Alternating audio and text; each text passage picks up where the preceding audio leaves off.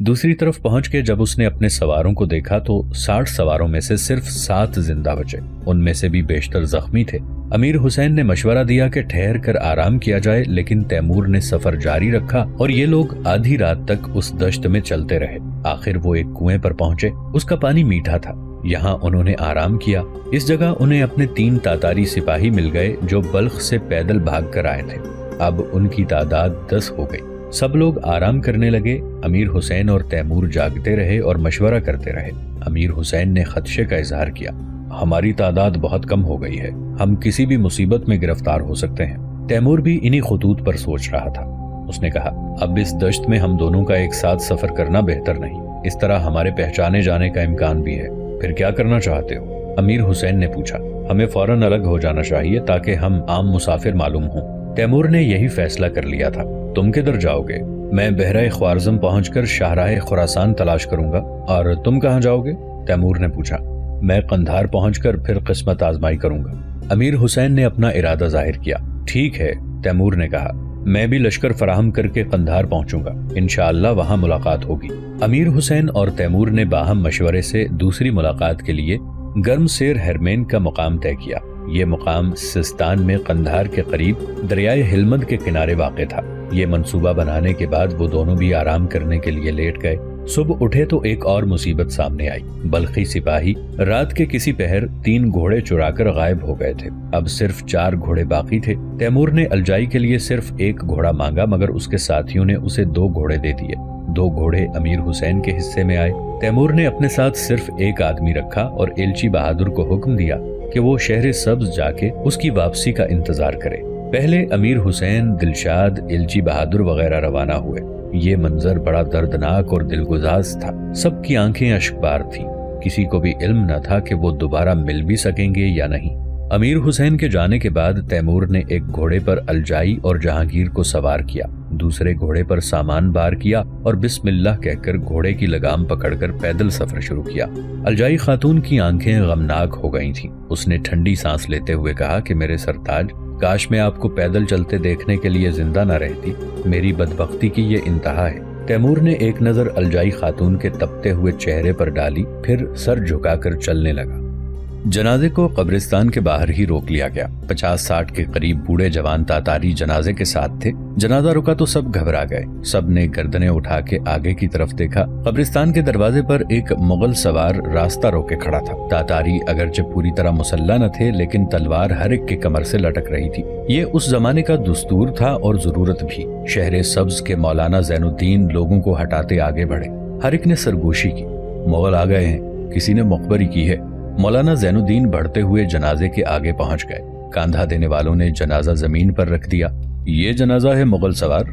मौलाना ने मुगल सवार को घूर के देखा। मालूम है, लेकिन ये अंदर नहीं जाएगा। मुगल सवार ने कांधे से भारी कमान उतार के तीर जोड़ा। क्यों नहीं जाएगा? खाने आजम ने हमें मजहबी तहफ़्फ़ुज़ दिया है। मौलाना भी अकड़ गए।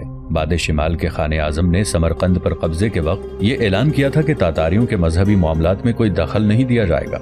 मुगल सवार ने जब कोई जवाब न दिया, लेकिन कमान का चिल्ला इस तरह खींचा जैसे वो तीर चला देगा। सूरत हाल बड़ी मखदूश हो गई। तातारियों के हाथ भी आहिस्ता आहिस्ता तलवारों की तरफ बढ़े, मगर हाथों में लर्जिश थी और चेहरे धुआं धुआं हो रहे थे। मुगल हाकिम थे और तातारी महकूम। 50 तातारियों के सामने एक मुगल सवार, हाकिम व महकूम की जिंदा मिसाल। मौलाना ने फौरन हाथ के इशारे से तातारियों को रोका। उनके कांपते हाथ जहां थे वहां रुक गए। बुज़दिली को मसलहत का सहारा मिल गया। शजाअत की लाज रह गई। मौलाना जैनुद्दीन ने खींची कमान के सामने सीना तान दिया। 2 कदम बढ़ के बोले, मुगल सवार, तुम्हारा ताल्लुक हाकिम के कबीले से है। तुम हमारे लिए काबिल एहतराम हो, लेकिन ये तो बताओ कि तुमने हमारा रास्ता क्यों रोका है? ये तो हमारी रस्म है। तुम भी अपने मुर्दों को दफन करते हो। पहले तुम्हारी तलाशी ली जाएगी। मुगल सवार ने कमान नीची कर ली।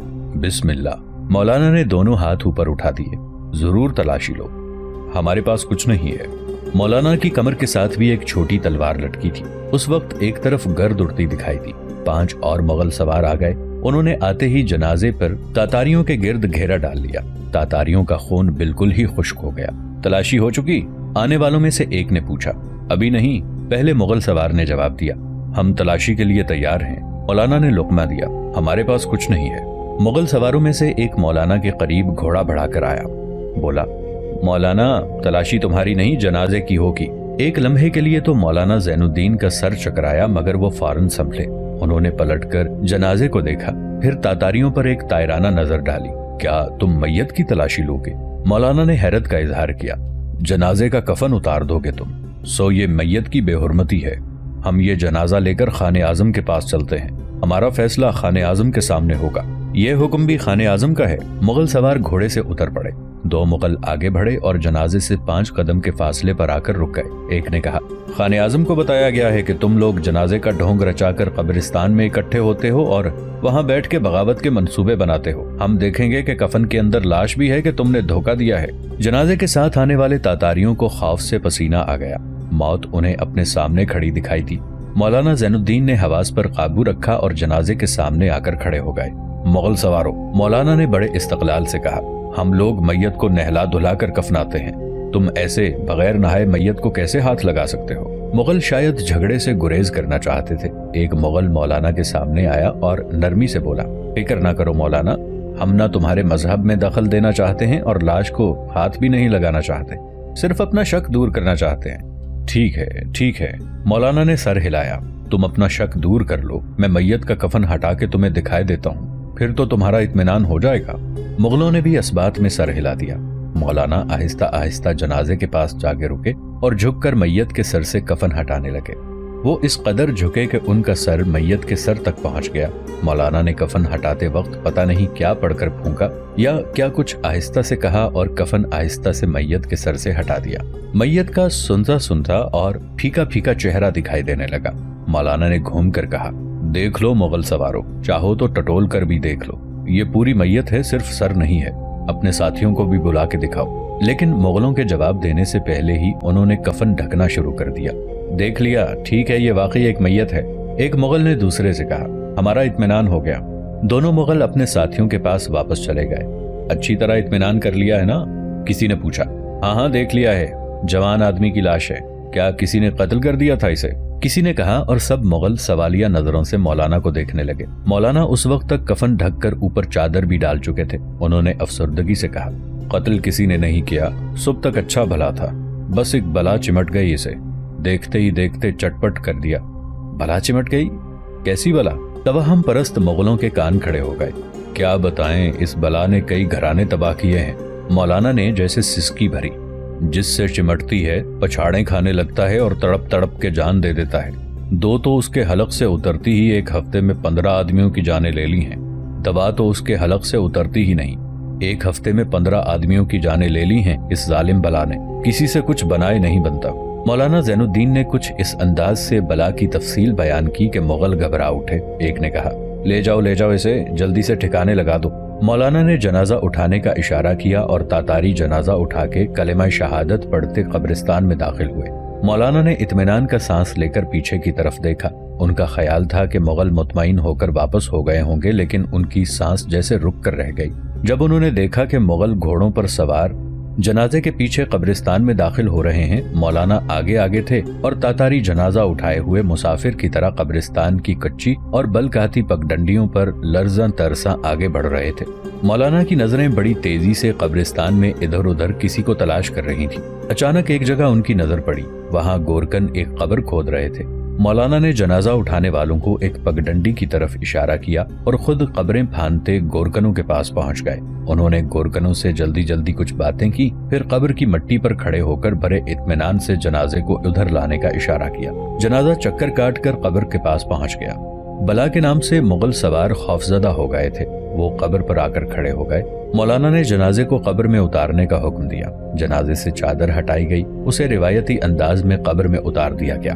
मुगल सवार अब तक वहीं खड़े थे। अब मौलाना की आंखों में भी आंसू आ गए। जरा हिचकिचाहट के साथ उन्होंने कब्र को पत्थर से बंद करने का इशारा किया। समरकंद में लकड़ी के तख्तों की बजाय कब्र को पत्थर की सिलों से बंद किया जाता था। एक सिल कब्र पर रखी गई।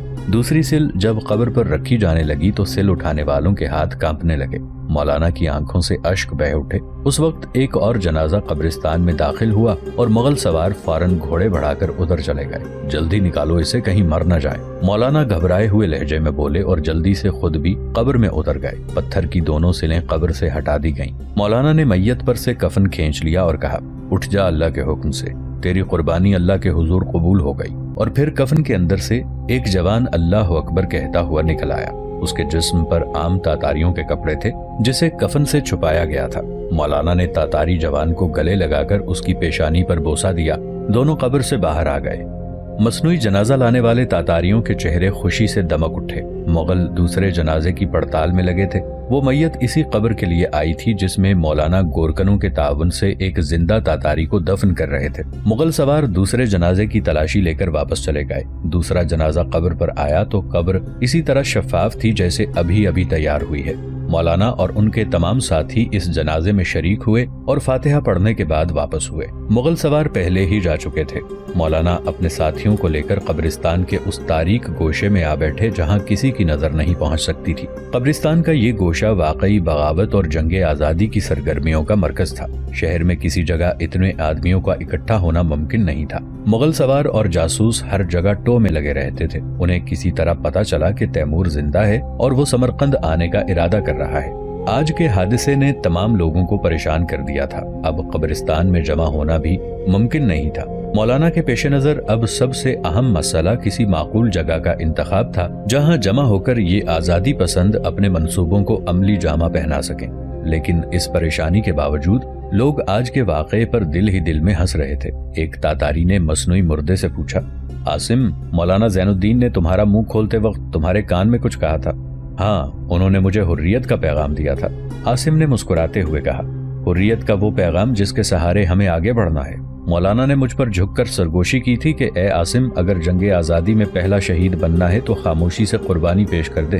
اگر تجھے قبر میں بھی دفن کر دیا جائے تو منہ سے اف تک نہ کرنا۔ اور میں نے مولانا کے حکم پر طے کر لیا تھا کہ اس اعزاز کو ضرور حاصل کروں گا۔ وہ تو خدا نے میری جان بچائی، ورنہ میں اسی قبر میں دفن ہو جاتا اور حریت پسندوں کا راز نہ کھلنے دیتا۔ شاباش عاصم، پوچھنے والے نے اس کی پیٹھ تھپکی۔ ہمیں تمہارے ہی جیسے جوانوں کی ضرورت ہے۔ آزادی خون مانگتی ہے اور ہمیں اس کے لیے تیار رہنا چاہیے۔ مولانا زین الدین کے کانوں میں یہ بات پڑی تو وہ افسردگی سے بولے، آزادی خون مانگتی ہے لیکن خون دینے والے کتنے ہیں؟ تاتاریوں کی آبادی اتنی ہے کہ اگر فوج شمار کی جائے تو کم از کم 1,00,000 سواروں کا لشکر عظیم تیار ہو سکتا ہے۔ لیکن شہر سبز سے سمرقند تک دوڑ دھوپ کرنے کے باوجود مجاہدین کی تعداد اب تک 50 سے آگے نہیں بڑھ سکی۔ اس میں بھی غدار موجود ہیں۔ ہم میں کوئی غدار نہیں مولانا، ایک تاتاری نے احتجاج کیا۔ ہم نے اپنی جانیں آزادی کے لیے وقف کر دی ہیں۔ اگر وقت پڑا تو آپ دیکھیں گے کہ ہم میں سے ہر ایک عاصم جیسا کردار ادا کرے گا۔ بہادر اور محب وطن تاتاریوں، مجھے تم سے کوئی شکوہ نہیں۔ مولانا بولے، افسوس تو ان خبیث لوگوں پر ہے جو ہمارے سامنے بڑھ بڑھ کے باتیں کرتے ہیں اور درپردہ ہمیں تباہ کرنے کے در پہ ہیں۔ ہمیں ایسے لوگوں سے ہوشیار رہنا چاہیے۔ ہمارے اس منصوبے کی خبر بھی کسی ایسے ہی غدار نے خان اعظم تک پہنچائی ہے، ورنہ اسے کیسے معلوم ہوتا کہ ہم قبرستان کیوں آتے ہیں؟ خدا ایسے لوگوں کو غارت کرے۔ ایک تاتاری نے بلند آواز سے بد دعا دی۔ آمین کہہ کر لوگوں نے اس کی ہاں میں ہاں ملائی۔ مولانا گہری سوچ میں ڈوبے تھے۔ بہت سوچ بچار کے بعد انہوں نے سمرقند کے قبرستان کا یہ کونا اپنی سرگرمیوں کے لیے ڈھونڈا تھا، لیکن اب اس جگہ اکٹھا ہونا خطرے سے خالی نہ تھا۔ بہت دیر کے بعد وہ سر اٹھا کے بولے، میرے ساتھیوں، اس قبرستان میں ہمارا یہ آخری اجتماع ہے۔ آئندہ ہم کسی اور جگہ اکٹھے ہوا کریں گے۔ اب تم لوگ ایک ایک کر کے قبرستان سے چلے جاؤ۔ تاتاری اٹھ کھڑے ہوئے۔ اسی وقت ایک تاتاری مولانا کے پاس پہنچا اور آہستہ سے بولا کہ مولانا، مغرب سے آنے والے ایک مسافر نے مجھے ایک خبر سنائی ہے۔ مولانا نے فوراً لوگوں کو بیٹھنے کا اشارہ کیا۔ لوگ بیٹھ گئے۔ کیا خبر سنائی مسافر نے؟ مولانا نے بے چینی سے پوچھا۔ یہ اجتماع اسی لیے ہوا تھا کہ اگر ہمیں کوئی نئی خبر ملی ہے تو سب کو بتائے، یا کوئی نیا مشورہ ہو تو وہ پیش کیا جائے۔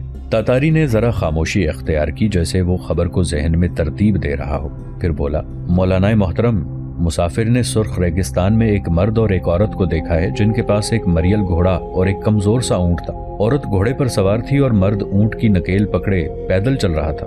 میں نے جب اس سے مرد کا حلیہ پوچھا تو اس نے جو بتایا اس سے مجھے اندازہ ہوا کہ وہ ہمارے سردار تیمور بہادر تھے، اور وہ خاتون الجائی تھیں۔ مولانا سوچتے ہوئے بولے، تمہارا اندازہ غلط بھی ہو سکتا ہے۔ سرخ ریگستان میں تو اس طرح مرد اور عورتیں پانی اور کھانے کی تلاش میں بھٹکتے ہی پھرتے ہیں۔ مولانا محترم، تاتاری نے ادب سے کہا، آپ صحیح فرماتے ہیں، لیکن اس مسافر نے یہ بھی بتایا کہ عورت اپنی گود میں ایک 5 سال کا بچہ لیے گھوڑے پر بیٹھی تھی۔ کیا سچ؟ مولانا خوشی سے چیخ پڑے۔ ان کا رخ کدھر تھا؟ کیا وہ شہر سبز یا سمرقند کی طرف آ رہے تھے؟ نہیں مولانا، تاتاری روحانسی آواز میں بولا، وہ لوگ شاہ خراسان کی تلاش میں تھے۔ مسافر سے انہوں نے اس شاہراہ کے بارے میں پوچھا تھا۔ اس میں افسردہ ہونے والی کوئی بات نہیں، مولانا نے سب کو یقین دلایا۔ ایلچی بہادر نے بھی ہمیں یہی بتایا تھا کہ شہر سبز کے امیر تیمور کا ارادہ شاہراہ خراسان پر پہنچنا ہے، جہاں سے وہ اپنی سرگرمیوں کا اثر نو آغاز کرنا چاہتے ہیں۔ یہ خبر ہمارے لیے کسی نوید سے کم نہیں۔ ہمارے لیے یہ کیا کم ہے کہ امیر تیمور اور بہادر الجائی زندہ سلامت ہیں۔ سن 1360 اور 1375 عیسوی کا درمیانی عرصہ تاتاری قوم کے لیے بڑا دور ابتلا تھا۔ تاتاری علاقہ کابل کے شمالی علاقے، ایران کے شمالی اضلاع بخارا، ماورن نہر اور روسی ترکستان کے بیشتر حصوں پر مشتمل تھا۔ ان حصوں میں خجند، بلخ، شبرخان، بدخشان، اربنگ اور سرپول میں تاتاریوں کے مختلف قبائل کی آزاد ریاستیں تھیں جو ہمہ وقت خانہ جنگی میں مبتلا رہتی تھیں۔ تاتاریوں کی اس خانہ جنگی سے مغلوں نے فائدہ اٹھایا اور آخر مغلوں نے اپنے دوسرے حملے میں ان تمام ریاستوں کو ختم کر کے اپنا قبضہ جما لیا۔ تمام قبائل تباہ ہو گئے، ان کے سردار یا تو لڑتے ہوئے مارے گئے یا گرفتار ہو کر قتل ہوئے۔ تیمور کو بھی شہر سبز چھوڑنا پڑا اور اس نے قزل قم یعنی سرخ ریگستان میں دشت نوردی اختیار کی۔ جس وقت تیمور صحرا میں بھٹک رہا تھا، اس کے دو جانباز سردار ایلچی بہادر اور جاکو برلاس پورے ملک تاتار میں حریت اور آزادی کی شمع روشن کر رہے تھے۔ شہر سبز کے مولانا زین الدین یوں تو بظاہر ایک مذہبی پیشوا تھے، لیکن اس وقت آزادی کی تحریک کے وہی سب سے بڑے روح رواں تھے۔ مغلوں نے ان کے مذہبی اجتماع پر پابندی لگا دی تھی، لیکن جس طرح پانی سنگلاخ چٹانوں کو کاٹ کر اپنا راستہ بنا لیتا ہے، اسی طرح آزادی کے یہ متوالے صلح مشورے کے لیے کسی نہ کسی جگہ جمع ہو جاتے اور مستقبل کے بارے میں منصوبے بناتے رہتے تھے۔ حریت کے اس دور میں تاتاریوں میں بھی جعفر اور صادق جیسے غدار موجود تھے جو اپنے مغل آقاؤں تک جھوٹی سچی خبریں پہنچاتے رہتے تھے۔ ایک ایسی ہی اطلاع کے تحت مغلوں نے تاتاری جنازوں کی تلاشی کا حکم دے دیا، جس سے مجاہدوں کو قبرستان کے اجتماع کو خیر باد کہنا پڑا۔ اس طرف ملک تاتار کے ایک کونے سے دوسرے کونے تک آزادی کے چرچے ہو رہے تھے۔ انہیں امید تھی کہ تیمور کے واپس آتے ہی مغلوں سے بغاوت کر کے آزادی حاصل کر لیں گے، لیکن وہ ان دنوں دھند آلود ریگستان میں موت و حیات کی کشمکش میں مبتلا تھا۔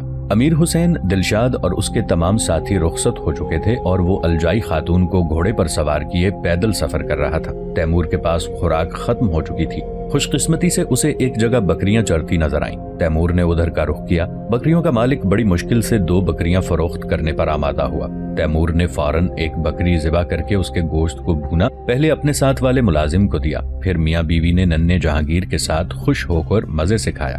دوسری بکری کا گوشت انہوں نے تپتے ہوئے پتھروں پر چٹخا کر خورجیوں میں بھر لیا تھا۔ اس طرح گوشت کو عام طور سے طویل سفر کے دوران استعمال کیا جاتا تھا۔ کھانے سے فارغ ہو کر وہ پھر سفر کے لیے تیار ہو گئے۔ خیبہ سے چلے ہوئے انہیں 6واں دن تھا۔ 4 دن بعد کھانا پیٹ بھر کے کھایا تھا، اس لیے ملازم پر نیند یا کمزوری کا غلبہ ہوا اور اس کی آنکھیں بند ہونے لگی۔ تیمور نے الجائی کی طرف دیکھا، کیوں نہ کچھ دیر آرام کر لیا جائے؟